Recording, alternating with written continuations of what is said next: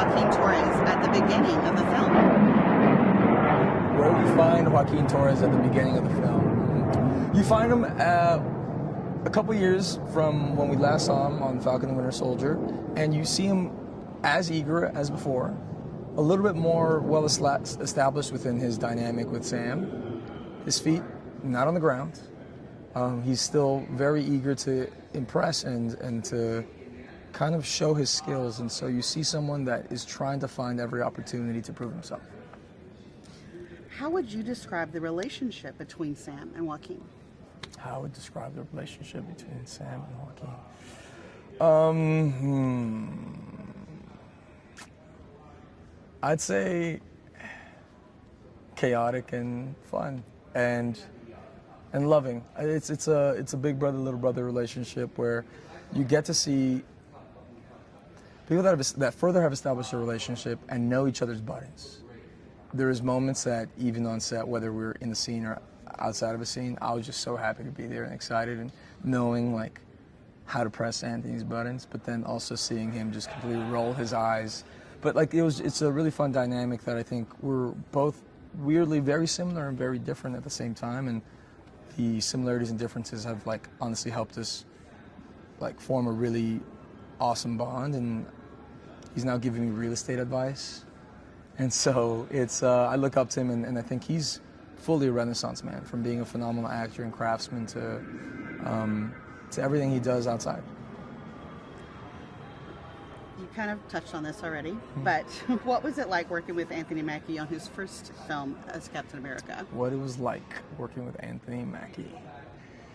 It was every day was a discovery of across the board, honestly, everything from like days that were just fun to see how someone leads a movie of this size and to then also seeing how someone works through nuanced scenes, understanding the big picture of the film, and everyone has their own process and works through scenes differently, but also watching someone that I think we kind of have taken Anthony for granted, that this phenomenal Juilliard actor that for years has done amazing job after amazing job, and so finally getting to see him craft from this place that there's full agency and power within his voice, and he really gets to sculpt and guide this with Julius.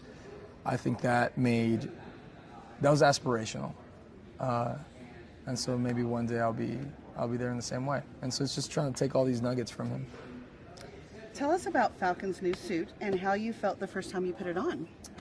Falcon's new suit and how I felt the first time I put it on. Well, it was. I feel like I put it on for the first time like 50 times.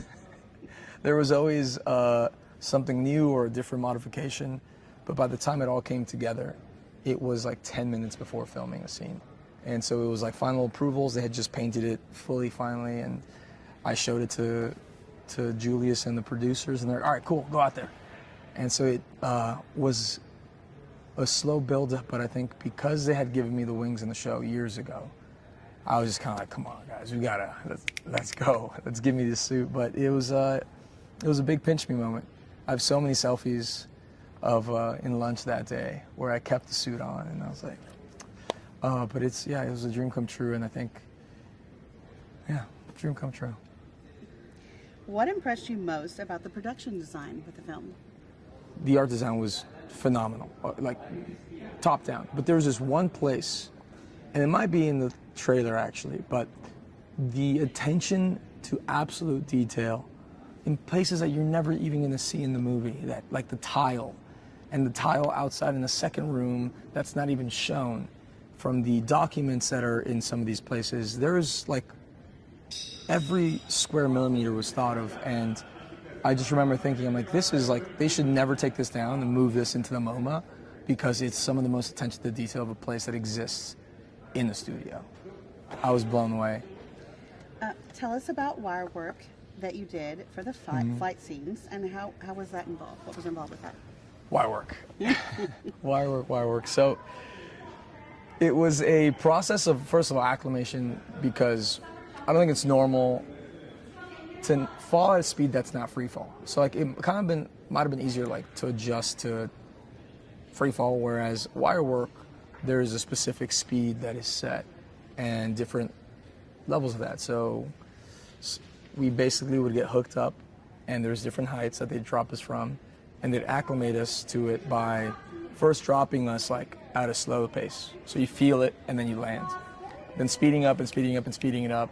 So by the time that we are shooting on the day, we get to do it as high as possible, as fast as possible, and really be flung in there. And so there's this one scene, spoilers, but there's this one scene where it all comes together and different departments just like, and it'll, in the film, it'll feel like such a subtle moment, but it was a layered stunt that I think I was blown away by how we were able to pull that off. But it's all because of the amount of wire work we're doing. One more question.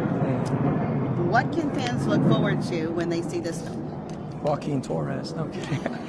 Fans can look forward to when they see this film is, I think it's taking them back to the Marvel that got us all addicted, right? It's capturing magic in the bottle. It is being able to ground something to a world that is similar to ours, but is also outside of ours. And when you're able to justify and then build out from there, from watching a Red Hulk to Captain America and Falcon taken to the skies, you lean forward and you're completely absorbed and you suspend disbelief, and there's a moment where you realize just like movie magic and how it comes together.